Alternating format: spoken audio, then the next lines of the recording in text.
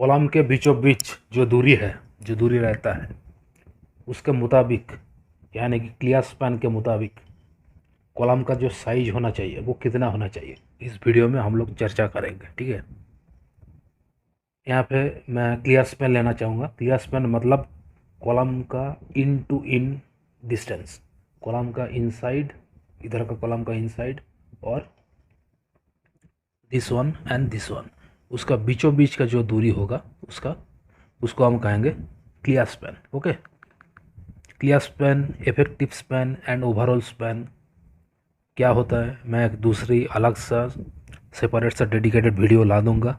ठीक है, उसमें हम लोग डिटेल में चर्चा करेंगे, लेकिन फ़िलहाल के लिए इस वीडियो में हम लोग एक थंब रूल के तहत कॉलम के जो बीचों बीच का जो डिस्टेंस होगा, दूरी होगा, उसके मुताबिक कॉलम का जो साइज सिलेक्शन है।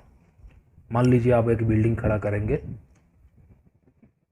उसके जो ड्राइंग बनाएंगे आप लोग, तो उसमें आप लोग देखेंगे कि दो कॉलम के जो बीचों बीच का दूरी जितना होगा उसके बेसिस से आप लोग कैसे सिलेक्शन कर पाएंगे कि कॉलम का साइज कितना लेना है हम लोगों को। ठीक है, इरेस्पेक्टिव ऑफ स्ट्रक्चरल डिज़ाइन, एक बेसिक सा असम्पशन आप लोगों को जो करना है वो इस वीडियो में हम लोग देखेंगे। ठीक है, तो चलिए सबसे पहले देख लेते हैं। किस नंबर 1 पे देखिए, अगर कॉलम का बीचों बीच का दूरी 3000 मिलीमीटर यानी कि 3 मीटर, 3 मीटर यानी कि 10 फीट अगर होता है, तो कॉलम का जो सिलेक्शन होना चाहिए वो होना चाहिए 230 mm बाई 230 mm, यानी कि एक स्क्वायर कॉलम का सिलेक्शन हमें करना चाहिए अगर कॉलम के बीचों बीच का दूरी 3 मीटर यानी कि 3000 मिलीमीटर और 10 फीट तक सीमित रहे। ठीक है, चलिए दूसरी केस में देखते हैं।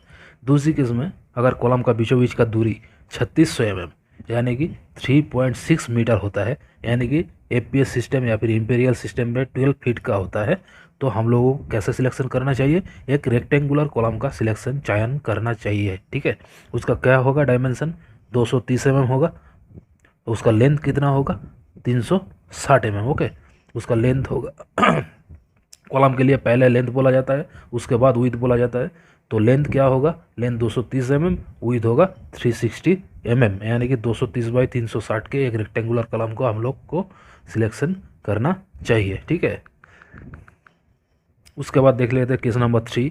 दूरी जब बढ़ता जाएगा, जैसे केस नंबर 3 में आप लोग देख सकते हैं कि 4.5 मीटर अगर डिस्टेंस हो जाए, यानी कि 4.5 मीटर का डिस्टेंस आ जाए 4500 mm का, यानी कि 15 फीट का, तो तब क्या कॉलम होना चाहिए, तब 230 बाई 450 mm का रेक्टेंगुलर कॉलम को हम लोग को सिलेक्शन करना चाहिए। ठीक है, यहाँ पे 4 लेग्स स्टीराप का जनरली हम लोगों को स्टीराप देना है। ठीक है, एक सेट करके ईच लेयर। अगर डिस्टेंस और भी ज़्यादा हो, जैसे कि 5400 मिलीमीटर यानी कि 5.4 मीटर यानी कि करीबन 18 फीट के, तब क्या होगा, कॉलम का जो ये होगा विड्थ होगा और भी ज़्यादा बढ़ जाएगा, 230 mm बाई 540 mm का हमें कॉलम दे देना है। ठीक है, तो इस तरीके से हम लोग पता कर पाएंगे कि कॉलम के बीचों बीच जो क्लियर स्पैन का दूरी होगा उसके मुताबिक हम लोगों को कैसे कॉलम का चयन करना चाहिए, कैसे कॉलम का साइज का सिलेक्शन हमें करना चाहिए। ठीक है।